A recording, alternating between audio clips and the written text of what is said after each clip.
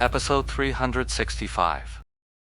Many of the major guilds had already begun taking such actions, and quite a few players had started to disperse. Or there was another approach: target the Christmas thieves belonging to Lord Grimm to speed up his refresh rate. But in the end, no guild took that step. While this seemed like a pragmatic move, for players like Chen Yahui and Guiying, it felt like swallowing a fly, utterly disgusting, and they simply couldn't bring themselves to do it. If some guilds were unwilling to act, then even those who were willing to do so gave up on the idea. Why is that? Because if you act, your people have to stay here. Meanwhile, the guilds that don't lift a finger can scatter their forces across the city to chase the new spawns. You could grit your teeth and accept playing the wingman for Lord Grimm. What they couldn't stand the most was staying behind to kill the Christmas thieves, only to give the guilds that refused to fight a chance to profit. Fine. We don't have to kill him. But shouldn't we do something about Lord Grimm? Otherwise, after he's done killing up there and comes down, he'll just go round up another mob in the city. How are we supposed to play then? He's stuck at the top of the tower for now. We've got the numbers. Let's wait for him to come down and wipe him out. This was said by 100 Blossoms guild leader Bedin. He was one of those wiped out by Yexu's team, and he was nursing a grudge. They were wiped out? And just where do you think you're going to wipe them out? They'll just come right back from Empty City. You gonna lock the gates of Sin City too? Misty Rain Kang said as much. Everyone saw the point. They couldn't just go back to the old ways of chasing someone down and then splitting their forces to block them off again, could they? This Christmas event only lasts 36 hours total, from noon today to midnight tomorrow. We're already halfway through, and nobody has time to waste manpower on that.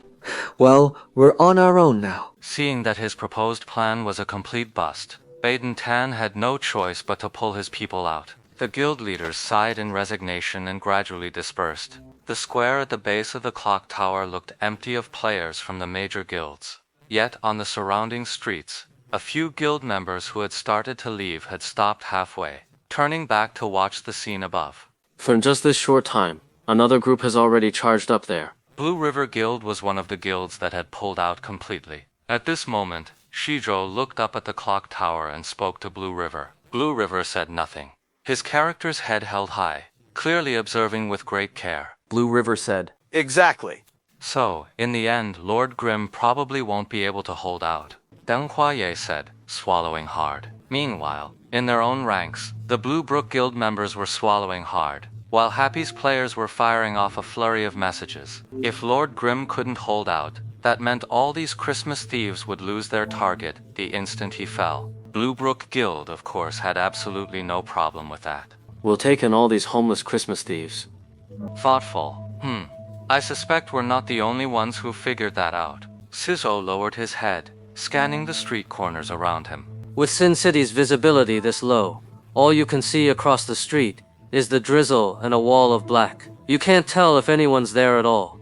But since they've already backed off without a sound, those who didn't notice probably won't catch on now. There's too much for just our family to finish. Even if we split it with a few others, it's still a huge portion. Ruling mouths and Happy's greedy eyes were popping up all over the place. Blue River just gave a bitter smile and said, "What our entire guild can't swallow, that guy wants to devour all by himself." He'll choke on it, Deng Huaye said, continuing to gaze upward. He's hoping that Christmas Thief will hurry up and drown that tower top. How's it looking? Can you hold the line? Meanwhile, Chen Guo was asking with concern. From the moment he started fending off the Christmas thieves on the towers, Yexu's hands began moving at a blistering pace. Lord Grimm was also darting back and forth across the tiny patches of space between the towers. But judging by Yexu's expression, he didn't seem all that tense. Chen Guo couldn't help but interrupt to ask. Pretty much, Yexu replied. He and Suma Cheng truly didn't rest for a single moment.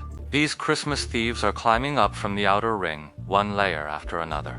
It's not just one at a time. Fortunately, the central tower narrows as it rises. At the very top, the most tapered section, you can only squeeze 5 around the perimeter at most. Otherwise, if it were as wide as the base of the middle tower, there'd be no way to handle it all. Based on the 5 per circle, Ye Shu and Suma Cheng divided the tower top's positions into 5 zones: A, B, C, D, and E. Sector B, Suma Cheng called out. Ye Shu's Lord Grimm rushed over. A Christmas thief was about to pounce, but Lord Grim swept his spear sideways and unleashed a falling flower palm.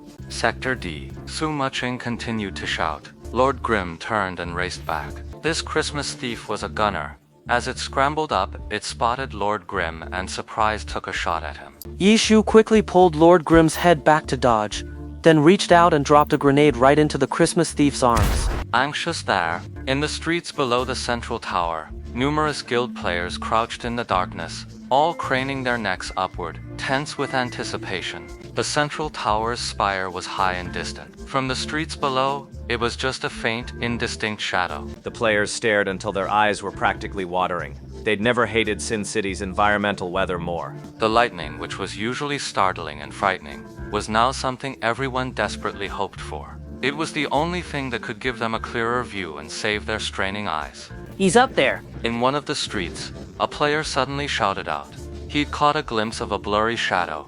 It seemed to have flipped right onto the very tip of the central tower. Charge! Chen Ye Hui in the street immediately cried out.